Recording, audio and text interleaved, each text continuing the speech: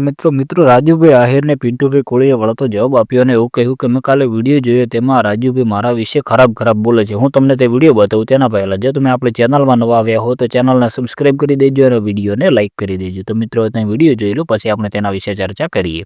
આ વિડીયો માત્ર ને માત્ર ઓલા રાજુ આહિર માટે છે. એનો વિડીયો મેં એક જોયો સોશિયલ મીડિયાની અંદર, જેમાં મન ફાવે એમ ગાળ્યું એમ મારા વિશે બોલે છે. પણ ખરેખર આ રાજુ આહિરના જે સંસ્કાર છે ને એ સોશિયલ મીડિયાની અંદર સાબિત થાય છે કે એના સંસ્કાર કેવા છે. ખરેખર સાવ હલકા સંસ્કાર છે તારા રાજુ આહિર, ખરેખર તારા હલકા સંસ્કાર છે. કારણ કે અમારા સંસ્કાર એવા નથી કે જાહેરની અંદર સોશિયલ મીડિયામાં અમે બેન દીકરી વિશે અપશબ્દ બોલવી અને ગાળું બોલવી, પણ તારા સંસ્કાર એવા છે. એટલે ખરેખર જો તારામાં તાકાત હોય ને તો મારામાં ફોન કરજે. એટલે મારો નંબર તો ઓલરેડી તારી પાસે હશે જ. એટલે તારામાં તાકાત હોય ને તો ફોન કરજે.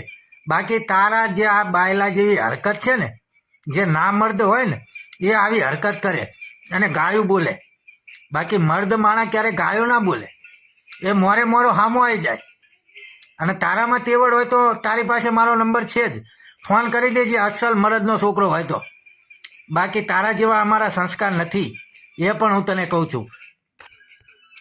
તો મિત્રો તમે વિડીયો તો જોઈ લીધો છે. તેમાં પિન્ટુભાઈ એવું કહી રહ્યા છે રાજુભાઈને કે આ જે મેં વિડીયો કાલે જોયો એમાં મને માહિતી મળી ગઈ કે આ ભાઈના સંસ્કાર કેવા છે. કેમ કે આ ભાઈ મને જેમ તેમ ગાળો બોલી રહ્યો હતો અને વગેરે ઘણા બધા શબ્દો પણ બોલી રહ્યો હતો. એટલે સોશિયલ મીડિયા દ્વારા જ તેના મને સંસ્કાર જાણવા મળી રહ્યા છે કે એના સંસ્કાર કેવા છે, આવી ગાળો એ બોલે છે. એટલા માટે પિન્ટુભાઈ કોળી એવું પણ કહી રહ્યા છે કે રાજુ આહિર તારા સંસ્કાર કેવા છે એ બધી જ અમને માહિતી મળી રહી છે.